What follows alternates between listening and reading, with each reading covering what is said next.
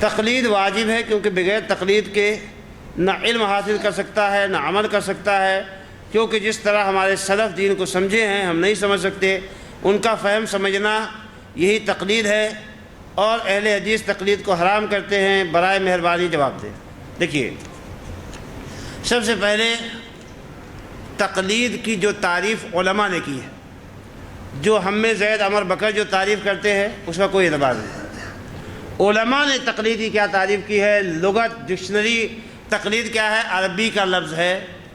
عربی کا لفظ جو ہے، ظاہر سی بات ہے کہ عرب نے جو معنی سمجھا اس کا وہی سمجھنا پڑے گا۔ آپ اپنی طرف سے سمجھیں گے تو درست نہیں ہوگا۔ عربی میں تقلدہ کا مطلب ہوتا ہے پٹا گردن میں ڈالنا، گردن میں پٹا ڈالنا، اور اصطلاح میں یہ کہتے ہیں کہ قبول قول الغیر بغیر حجت، کہ کسی بھی آدمی کی بات کو بغیر دلیل کے مان لینا، جبکہ اللہ تبارک و تعالیٰ نے قرآن مجید میں حکم دیا ہے کہ اہل کتاب سے کہو کہ اگر تمہارے پاس علم ہے تو ہم کو نکال کے بتاؤ۔ یا بہت ساری جگہوں پر اللہ تبارک و تعالیٰ نے قرآن مجید میں فرمایا، کفار و مشرکین کے بارے میں بتایا کہ بغیر دلیل کے یہ لوگ اپنے باپ دادا کے قول پہ چلتے ہیں، بغیر حجت کے یہ لوگ اپنے باپ دادا کا قول مانتے ہیں۔ قرآن میں بہت سی جگہوں پر ان کی مذمت کی گئی۔ اسی طریقے سے حدیث میں بھی اللہ کے نبی صلی اللہ علیہ وسلم نے منع فرمایا۔ مثال کے طور پر آپ دیکھیے کہ ایک مرتبہ آپ نے ایک لشکر روانہ کیا، اور اس لشکر میں آپ نے ایک آدمی کو امیر بنایا، اور آپ نے سارے ساتھیوں کو حکم دیا کہ اس امیر کی بات ماننا، اس کی اطاعت کرنا، اس کی پیروی کرنا۔ لے کر گئے سفر میں، امیر صاحب کو کسی بات پہ غصہ آ گیا یا مذاق سوجی، تو انہوں نے کہا کہ سب لوگ لکڑیاں لاؤ، کہا کہ لکڑیاں جلاؤ۔ جب لکڑیاں جلا دی گئیں تو کہا سب لوگ اس میں کود جاؤ۔ لوگ ایک دوسرے کو پکڑنے لگے، آگے بڑھ رہے ہیں، پیچھے بڑھ رہے ہیں، آگے ایک آدمی کھڑا ہوا، بعض روایتوں میں آیا کہ ایک نوجوان کھڑا ہوا کہنے لگا کہ صاحب کہ ہم لوگ اللہ اور اس کے رسول پر جو ایمان لائے ہیں، آگ سے بھاگنے کے لیے، فرارا من النار، آگ سے بھاگنے کے لیے ایمان لائے ہیں، یہ تو کہہ رہا ہے آگ میں کود جاؤ۔ تو نہیں، ایسا ہے کہ ٹھیک ہے اللہ کے نبی صلی اللہ علیہ وسلم نے فرمایا تھا کہ اطاعت کرو، لیکن اب ایک ایسی بات انہوں نے کہی ہے کہ جو اسلام کے اصول عام سے ٹکرا رہی ہے۔ اسلام کا اصول عام کیا ہے؟ کہ آدمی کو آگ سے بھاگنا ہے۔ آگ سے بھاگنے کے لیے ہم نے اسلام قبول کیا ہے، تو پہلے اللہ کے نبی صلی اللہ علیہ وسلم کے پاس چلیں گے۔ اگر اللہ کے نبی نے کہہ دیا کہ ہاں آگ میں کود جاؤ تب کود جائیں گے، اللہ کے نبی کہہ دیں گے تو پھر رکنا نہیں، اگر کہہ دیں گے کہ آگ میں کود جاؤ تو کود جائیں گے، لیکن اگر آپ نے منع کر دیا تو پھر نہیں کودیں گے۔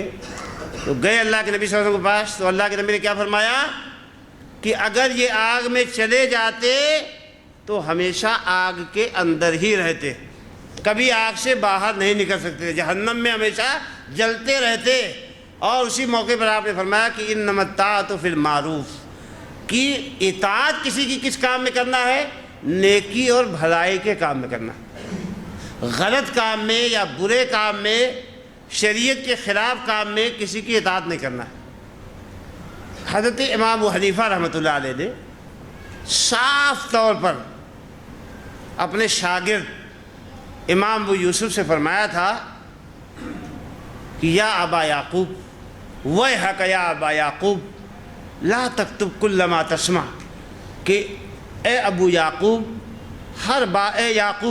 اے یعقوب ابو یوسف، ہر بات جو تم سنتے ہو اس کو لکھو مت، کیونکہ کیا ہے، میں بشر ہوں، آج کوئی بات کہتا ہوں کل اس سے رجوع کر لیتا ہوں، کل کوئی بات کہتا ہوں اس سے پرسوں رجوع کر لیتا ہوں، تو اس لیے ہر بات مت لکھو، ہر آدمی سے غلطی ہوتی ہے۔ بڑے بڑے ائمہ، امام احمد بن حنبل رحمۃ اللہ نے فرمایا، آپ کہتے ہیں بھائی چاروں امام برحق، تو برحق اماموں کی بات مانی جائے کہ آپ کی بات مانی جائے؟ میں سوال یہ کہتا ہوں کہ آپ جن کو کہتے ہو کہ برحق ہے امام، تو برحق اماموں کی بات زیادہ بڑی ہے کہ آپ کی بات زیادہ بڑی ہے؟ برحق اماموں کی بات زیادہ وزنی ہے کہ آپ کی بات زیادہ وزنی ہے؟ امام ابو حنیفہ رحمۃ اللہ علیہ فرماتے ہیں کہ بھائی ہر بات مت لکھو، وحرام علی من لم یعرف دلیلی ان یفتی بکلامی، کہ جس آدمی کو میرے قول کی دلیل نہیں معلوم، مثال کے طور پہ میں نے کہا کہ ناف کے نیچے ہاتھ باندھو، میری دلیل اگر تم کو نہیں معلوم ہے تو ناف کے نیچے ہاتھ باندھنے کا فتویٰ دینا تمہارے لیے حرام ہے۔ میں اگزامپل دے رہا ہوں، ایسا انہوں نے نہیں کہا، انہوں نے ایک جنرل بات کہی۔ جنرل بات کیا ہے کہ حرام علی من لم یعرف دلیلی ان یفتی بکلامی، کہ اس آدمی کے لیے میرے قول سے فتویٰ دینا حرام ہے جو نہیں جانتا ہے کہ میں نے اپنی بات کس دلیل کی بنیاد پہ کہی ہے۔ اسی لیے ان کے بڑے بڑے شاگردوں نے بہت سے موقعوں پر ان کی بات سے رجوع کر لیا۔ امام احمد بن حنبل رحمۃ اللہ علیہ تو کھلے الفاظ میں کہتے ہیں لا تقلدنی ولا تقلدن مالکا ولا الاوزاعیہ وخذ من حیث اخذوا، کہ نہ تو میری بات کی تقلید کرو، نہ امام مالک کی، نہ امام شافعی کی، نہ امام اوزاعی کی، بلکہ تم بھی وہیں سے حاصل کرو جہاں سے ان بزرگوں نے حاصل کیا۔ کہاں سے حاصل کیا انہوں نے؟ قرآن سے، حدیث سے، صحابہ سے، وہ تم بھی وہیں سے حاصل کرو۔ اہل حدیث ایک بات یہ بھی دھیان میں رکھے کہ تقلید کو مطلق حرام نہیں کہتے، تقلید شخصی کو حرام کہتے۔ کسی عالم کی پیروی کرنا ایک جاہل آدمی کا جو دلیل میں تمیز نہیں کر سکتا ہے، اگرچہ تجوزاً اس کو تقلید کہا جاتا ہے، تو اس سے جو ہے کسی بھی اہل حدیث نے روکا ہے۔ اہل حدیثوں کے یہاں ہندوستان میں سب سے بڑے عالم جو پچھلے دور میں گزرے ہیں میاں نذیر حسین محدث دہلوی رحمۃ اللہ علیہ، ان کی کتاب معیار حق ہے، اس کو پڑھ لیجئے آپ لوگ، اس میں سب مسئلہ واضح ہو جائے گا۔